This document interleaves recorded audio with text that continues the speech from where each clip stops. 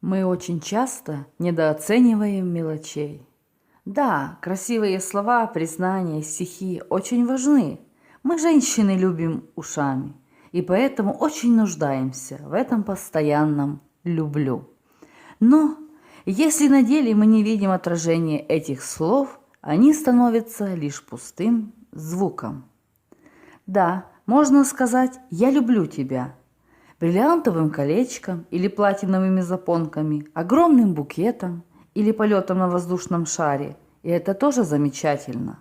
Но можно выразить свою любовь гораздо проще. И каждый день дает нам шанс сделать это. Главное – только любить. Когда нами движет настоящая любовь, возможности выразить ее находятся на каждом шагу. И мы делаем это совершенно искренне, ни на секунду не задумываясь.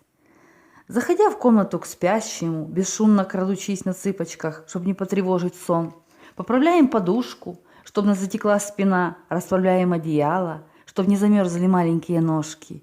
Или, качая головой, осторожно вынимаем из ослабевших рук телефон, чтобы вечернюю дремоту не разрушил чей-то звонок. Мы становимся самыми искусными поварами, варя лучший на свете утренний кофе и выкладывая на детской тарелке паровозик из сыра, со всех паров спешащий к яркому цветочку с помидорными и яичными лепестками. Мы часами выслушиваем откровения друзей, когда им нужно наше внимание. Мы придумываем подарки, выдумываем сюрпризы, создаем настроение. И, не раздумывая, отдаем последние деньги на лекарства. И легко распариваем любимые бусы, чтобы обшить ими платьице маленькой снежинки. А жизнь, она очень длинная и вместе с тем такая короткая. И мелочи помнятся, ох, как долго. Просто любящее сердце дает нам почувствовать тот миг, когда наше «люблю» особенно важно. Это очень важно – уметь говорить «люблю» без слов.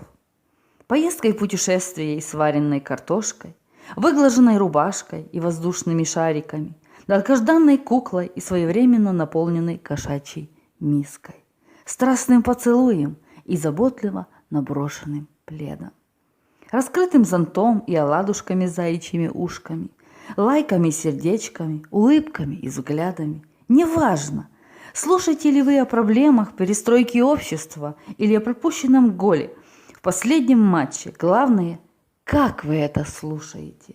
Неважно, пьете ли вы вино из тонкого бокала или осенний кофе из картонного стаканчика. Главное, с каким настроением вы это пьете.